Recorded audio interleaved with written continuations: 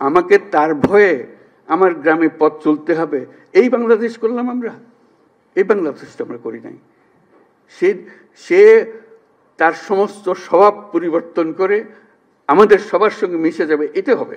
কিন্তু তার স্বভাবে সে চলতে থাকবে আমার সামনে দিয়ে, আর আমি বলবো আমি নতুন বাংলাদেশ করে ফেলেছি।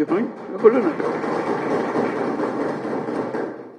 যাদের কারণে, যাদের ত্যাগের বিনিময়ে দেশটা আজকে নতুন বাংলাদেশ বলার সাহস পাচ্ছে, তাদের জন্য দেশ কি করতে পারে? ভাবেন না যে এটা এই কয়টা মাসিক ভাতা দিয়ে শেষ হয়ে যাবে কথাটা। আপনি ইতিহাসের স্রষ্টা। আপনার ছেলে, আপনার সন্তান, আপনার ভাই, আপনি নিজে যিনি আহত হয়েছেন, যারা এখানে আসছেন, তারা ইতিহাসের স্রষ্টা। ইতিহাসের স্রষ্টাকে সাধারণ মাপকাঠি দিয়ে, টাকা পয়সা দিয়ে হয় না। যে জাতি ইতিহাসকে স্মরণ করতে পারে না, সে জাতির ভবিষ্যৎ নেই। আপনারা হলেন সেই জ্বলন্ত জীবন্ত ইতিহাস। কাজে জাতির পক্ষ থেকে আজকে আবার সুযোগ পেয়েছে শুধু এই স্বীকৃতিটা সবার পক্ষ থেকে আপনাদের কৃতজ্ঞতা জানানো। এটা মনের বিষয়, এটা কোনো টাকা পয়সার,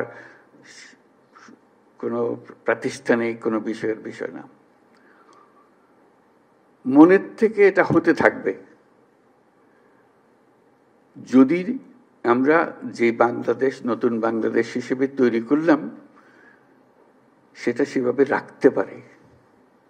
আপনারা এনে দিয়েছেন, আমরা রাখতে পারবো কি? সেটা তো একটা প্রশ্ন। এটাকে হেলায় ফেলে দিলে হবে না। মনে করছে এনে দিয়েছেন, এটা হয়ে গেছে, হয়ে যায় নাই। এটা পথে উঠিয়ে দিয়েছেন, কিন্তু পথের থেকে পড়েও যেতে পারে। কাজে সেটাতে আমাদের সার্বক্ষণিক সাবধান থাকতে হবে, আপনাদের নজর রাখতে হবে। আমরা এনে দিলাম, খবরদার এটাকে নষ্ট করে ফেলো না। আমরা আছি।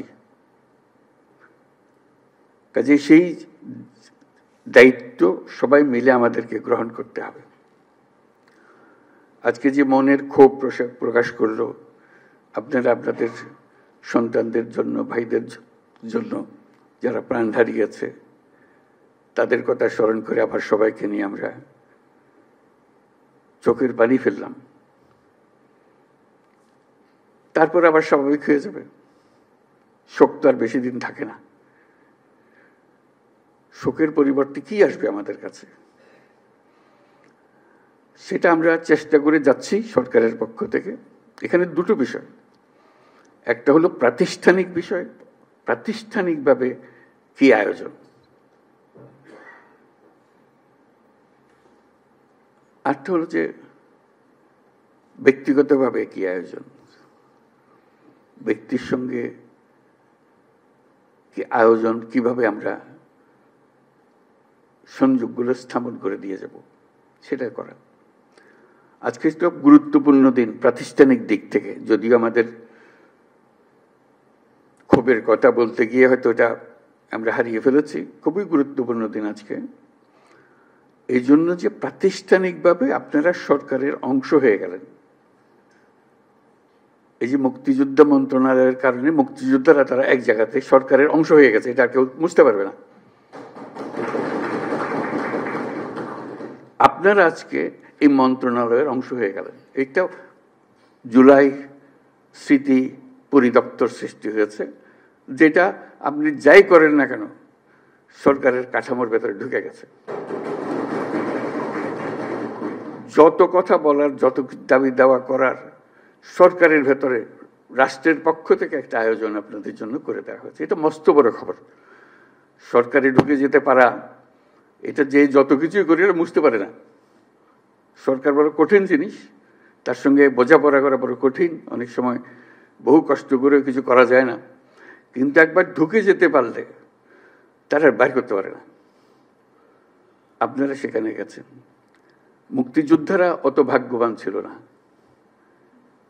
বহু বছর লেগেছে। তারপরে তাদের আস্তে আস্তে আস্তে আস্তে এইটা দিছে তো ওইটা দেয় না, এটা দিছে তো এটা, মন্ত্রণালয় করতে করতে বহু বছর চলে গেছে। কাজে আমরা খুশি অন্তত এটুকু করতে পেরেছি, অর্থাৎ প্রাতিষ্ঠানিক আয়োজনটা করতে পেরেছি। প্রাতিষ্ঠানিক আয়োজনের মাধ্যমে আপনাদের সব দুঃখ মিশতে পারে, নাও মিশতে পারে, কিন্তু এই খাপটা থাকার কারণে একটা জায়গা পাওয়া গেল, আশ্রয় পাওয়া গেল, যে এখানে আমাদের বক্তব্য শুনতে হবে, তাদের দায়িত্ব, এটা রাষ্ট্রের পক্ষ থেকে দায়িত্ব। তার একজন উপদেষ্টা থাকবে, আছে উপদেষ্টা আছে, তার সচিবালয় আছে, সবকিছু আছে। কাজে এটা বললাম যে এটা গুরুত্বপূর্ণ। তারা এক্ষুনি কি করলো সেটা হয়তো খুশিরও খবর হইতে পারে, খুশির খবর নাও হইতে পারে, কিন্তু এখানে শেষ হচ্ছে না, এটা বরাবরই চলতে থাকবে, বরাবরই চলতে থাকবে। এবং সুযোগ থাকবে দাবি করার, আপনাদের এটা এখনো করা হয়নি, এটা উবে যাবে না, চলে যাবে না, অদৃশ্য হয়ে যাবে না, সবসময় দৃশ্যমান থাকবে। তাকে একটা খতিয়ান নিয়ে আসতে হবে, সবসময় সামনে হাজির করতে হবে। কাজে সেটা উপলক্ষে আমরা আজকে আসলাম, বসলাম সবার সঙ্গে। দুঃখের সীমা নাই এবং সেটা এখনই সমাপ্ত হবে না। আমরা কিভাবে ধাপে ধাপে করতে পারবো সেটাই হলো বিষয়। তবে রাষ্ট্র আনুষ্ঠানিকভাবে, আমি শব্দটার উপরে জোর দিচ্ছি, আনুষ্ঠানিকভাবে, প্রাতিষ্ঠানিকভাবে আপনাদের দায়িত্ব গ্রহণ করলো। একদিন সেই দায়িত্ব গ্রহণ করে নাই, আমরা মুখে মুখে কথাবার্তা বলতেছিলাম, ব্যক্তি হিসেবে কথা বলতেছিলাম, আজকে সেটা গ্রহণ করলো। কাজেই সেটার থেকে আমরা ধাপে ধাপে কিভাবে আসব সেটা ঠিক করা, কদ্দূর এলাম কদ্দূর যেতে হবে, এই কথাটা। কাজে এই আলোচনা আমাদের এই ভালো হলো, সবার সঙ্গে আজকে দেখা হলো। এটা নিয়ে একটা বিষয় ক্ষোভের মধ্যে আসে যায়, দুঃখের মধ্যে, শোকের মধ্যে এসে যায়, আমরা আর আপনারা, এই দুটো শব্দ, আমরা এবং আপনারা, এই দুভাবে যদি আমরা কথা বলি, এটা ভবিষ্যতের জন্য ভালো হবে না। আমরা এক, আমরাও আপনাদের কারণে, আপনাদের যে ত্যাগ, সবার, আপনাদের ভাই এবং আপনাদের সন্তানদের এবং যারা আহত হয়েছে তাদের বিনিময়ে আমরা আপনারা এক হয়ে গেছি, আমরা সেই উপলক্ষে এসেছি। তা না হলে আজকে আপনার আমার সাক্ষাৎ হওয়ার কোনো কারণ ছিল না। যদি এই অভ্যুত্থান না হতো, কে কাকে চিনত? কেউ কাকে চিনতাম না। আপনিও বাংলাদেশের একজন নাগরিক, আমিও বাংলাদেশের একজন নাগরিক, এইভাবেই থেকে যেতাম। আজকে আপনাদের কারণে আমাদেরকে এক হয়ে যেতে হয়েছে, একসঙ্গে আসতে হয়েছে, আপনাদের নিয়ে বসতে হচ্ছে। আপনাদের যে অবদান, সেটার কিভাবে আমরা অংশীদার হতে পারি সেটাকে স্বীকৃতি দেওয়ার জন্য চিন্তা করতে হচ্ছে এবং পদক্ষেপ নিতে হচ্ছে। আজকে যদি আমরা আর আপনারা হয়ে যাই, তাহলে এই নতুন বাংলাদেশ আর হবে না, বিভেদ হয়ে গেল। এই বিভাজনটা ভালো না। কারণ তোমরা বলার সময় বলেছো যে আমাদের এখানে স্বৈরাচারী সরকারের লোক বসে আছে, আমাকে এই করছে, তারা চলে যায় নাই।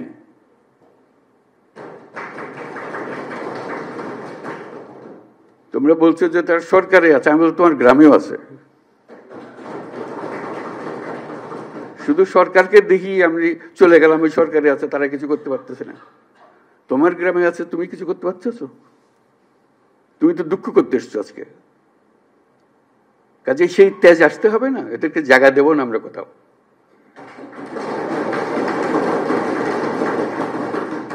আমাকে তার ভয়ে আমার গ্রামে পথ চলতে হবে, এই বাংলাদেশ করলাম আমরা? এই বাংলাদেশটা আমরা করি নাই। সে তার সমস্ত স্বভাব পরিবর্তন করে আমাদের সবার সঙ্গে মিশে যাবে, এটা হবে। কিন্তু তার স্বভাবে সে চলতে থাকবে আমার সামনে দিয়ে, আর আমি বলবো আমি নতুন বাংলাদেশ করে ফেলেছি। হলো না।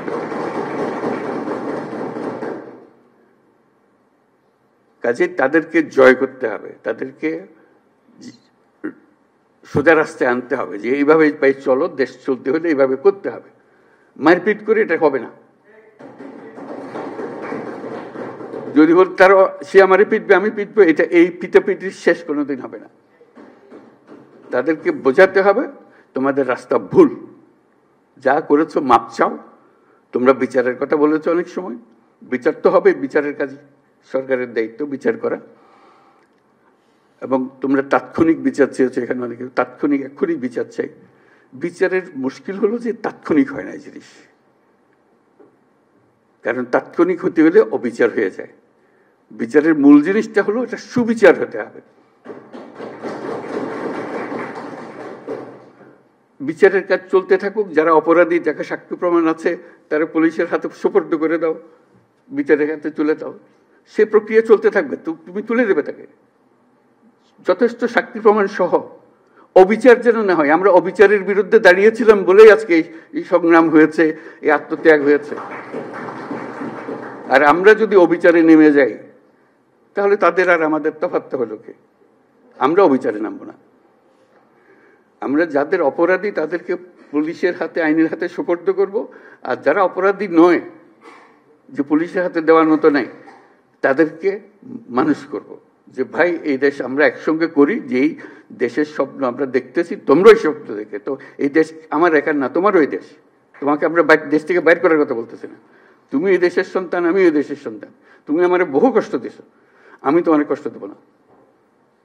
আমরা একযোগে যত তাড়াতাড়ি পারি এটা একটা সুন্দর দেশ বানাবো। এই অর্থে আসতে হবে তো আমাদেরকে, বোঝাপড়াতে আসতে হবে। সেই বোঝাপড়াটা তোমাদের থেকে শুরু হতে হবে।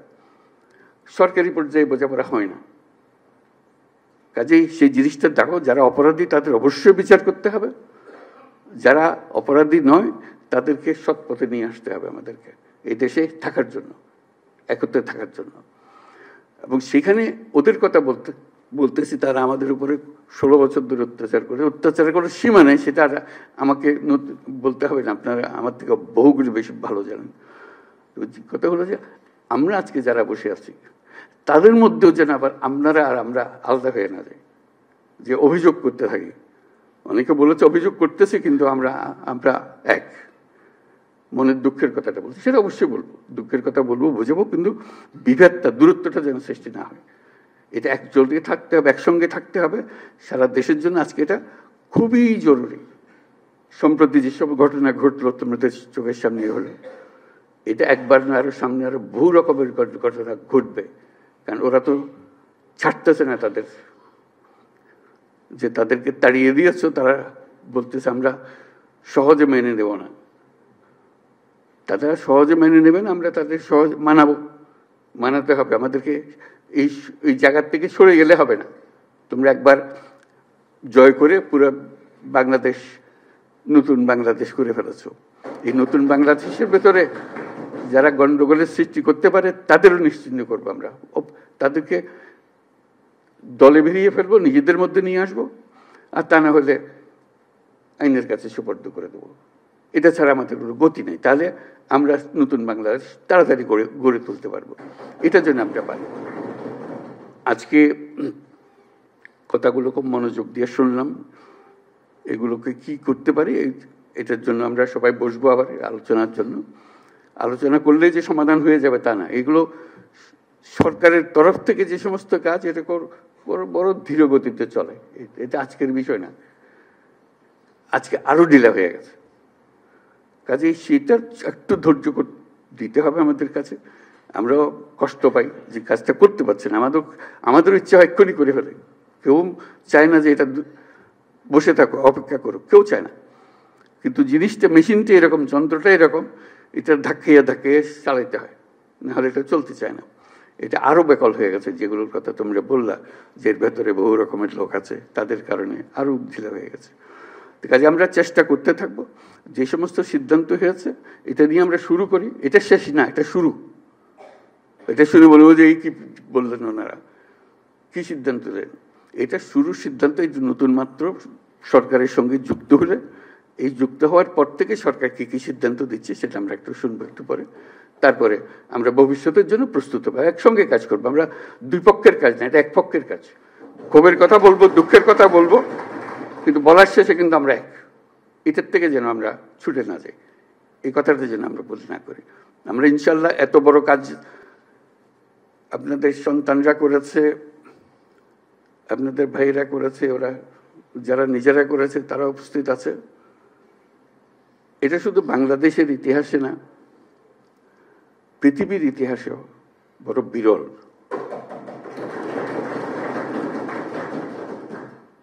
কাজে এত বড় কাজ যেটা যারা করলো, যাদের হাত দিয়ে এটা ঘটলো, তাদেরকে এত সহজে বিদায় দেওয়া যাবে না।